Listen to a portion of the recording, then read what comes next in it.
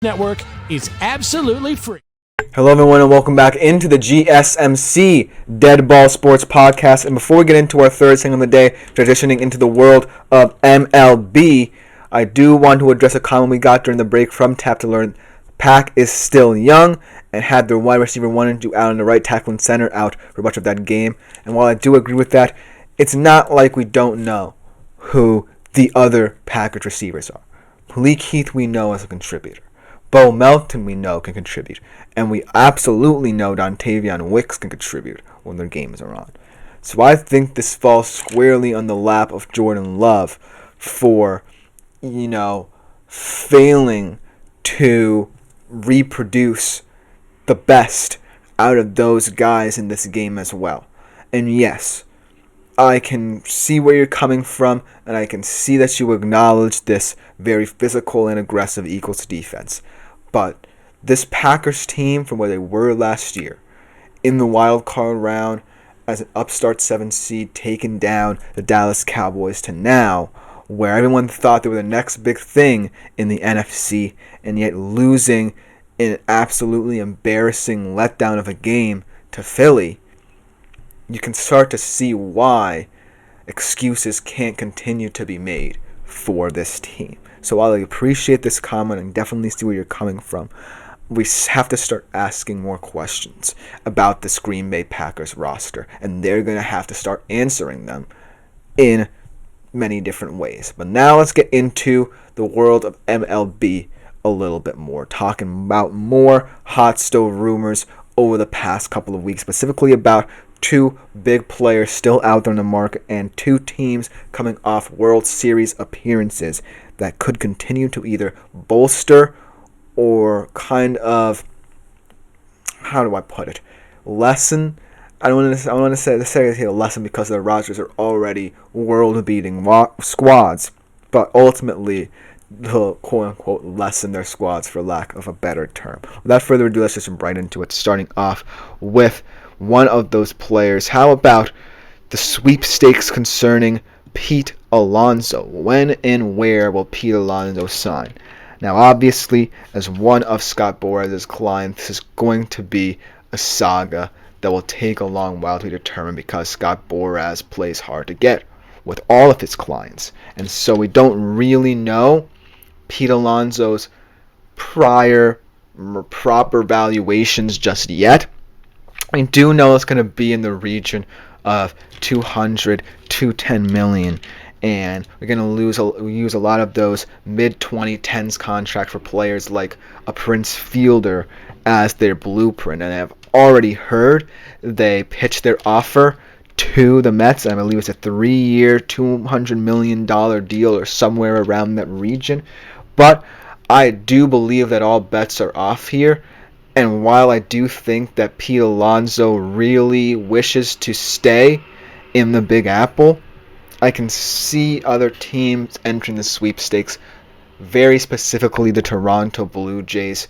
They're going to be in the Roki Sasaki sweepstakes, and maybe we'll talk about what's happening in those sweepstakes a little bit next week and how that could impact the signing of someone like a Pete Alonso.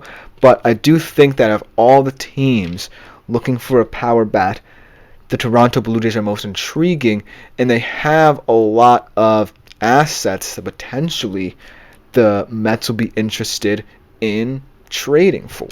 Potentially a guy like a Vladimir Guerrero, potentially a guy like a Bo Bichette, who, yes, have struggled over the past couple of years and haven't looked like their usual selves, but still could intrigue the Mets and this really talented roster.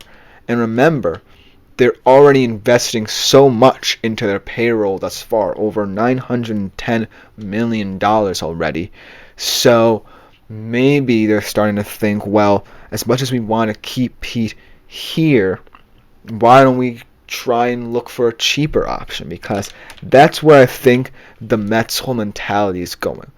They want to maintain a talented roster, and yes, they understand that it might come with a bloated payroll, but at the end of the day, I do think they're going to want to start looking for players who will cost them less, but could also impact this team more than we would initially think. So that's where I think if Pete Alonso decides to explore pastures new, where the Toronto Blue Jays would be appealing suitors, and potentially the Mets could get a nice little package deal out of it. But I do still think the ball is in the Mets' court, and Scott Boras and Pete Alonso really want it to work here. And I believe Steve Cohen does as well, because Pete has been a mainstay for this Mets roster over the past 4 to 5 years. And I feel like to lose him, we'll lose one of the heartbeats of the New York Mets team, one of the heartbeats of their culture. And so whatever Steve Cohen has to do to get it done, I just genuinely believe he should do it, because Pete Alonso in a different uniform than the New York Mets just feels weird to me. And I do believe that if he goes to Toronto, yes, he could fix a lot of their problems, but I don't necessarily believe that, he could be as talented there as, say, Vlad Guerrero or Bo Bichette.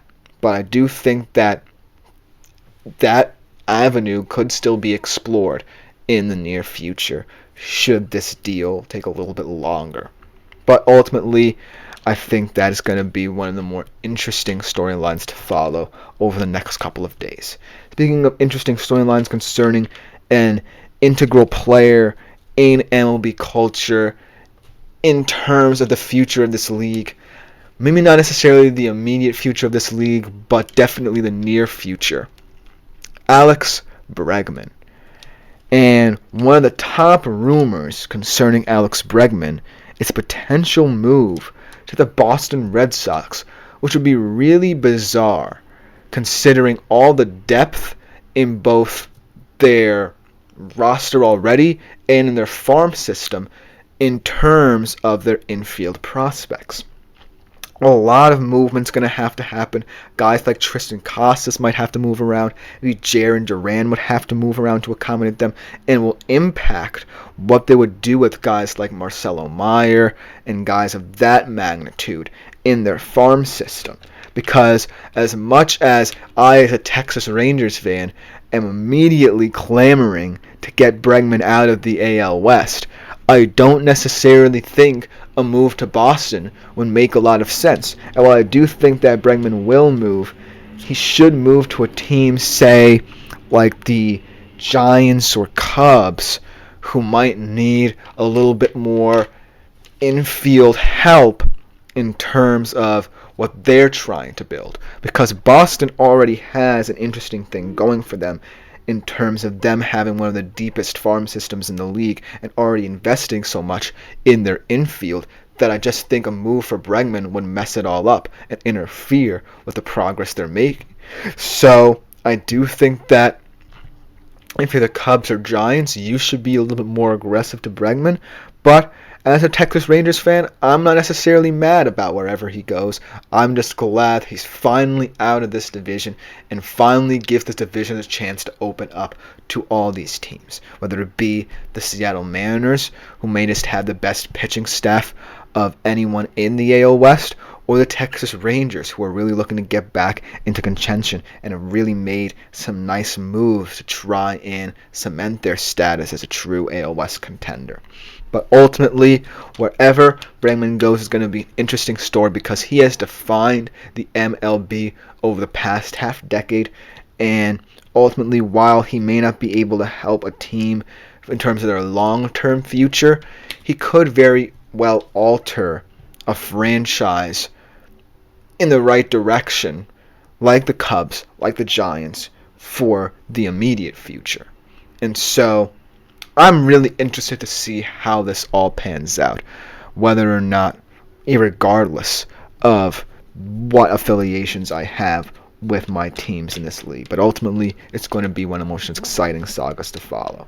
And then last but not least, let's talk about our two World Series finalists and the business that they have already done in terms of really bolstering these rosters and what they could potentially do to kind of reduce them, potentially. Let's talk about the Dodgers, our World Series winners. just because they are the team that really has bolstered their squad a lot and really has left a lot of dead weight towards the back end of their roster. And I do think that they've done enough where you can start to ask the questions of which big superstars could move on. I know there's been talks of them potentially sending Mookie Betts away and potentially, signing another reliever to bolster their already potent bullpen. But ultimately, the Dodgers are a team that can afford to think about these teams, right? As a World Series winner, as a team that has the world at its fingertips, they really can play around with this roster as much as they like. And chances are it wouldn't feel like it's been tampered with in the slightest the way they've been playing on the field. And then on the Yankees side of things, I feel that they've also had a very underrated offseason as well. To compensate for the loss of Juan Soto, they've made some very nice additions. Whether they will work out is the question. But I do like, most importantly, the fact that they diagnosed a need that fans have been clamoring for the past couple of years in signing Max Fried. That will really help the rotation a lot, balance it out. But ultimately, I do think that the Yankees could potentially not be done just yet in the postseason. In the offseason. I think that there might be a chance for them to snag another reliever to really bolster that bullpen and really ensure that things like those blown saves in the postseason won't happen again. But I really think that both of these teams look even better right now than they were as World Series finalists, and that's incredible to say, as two teams that really have perhaps the least to improve in the entire MLB. But we'll see. Let me know what you think about these teams, these players, if you're a baseball fan, and where they could end up and what they could end up doing. But ultimately, that will just about do it for this segment. And coming up next, we transition to the world of the NBA, where I do my first ever NBA power rankings, looking at the top 5 teams in the league when we come back after this short break.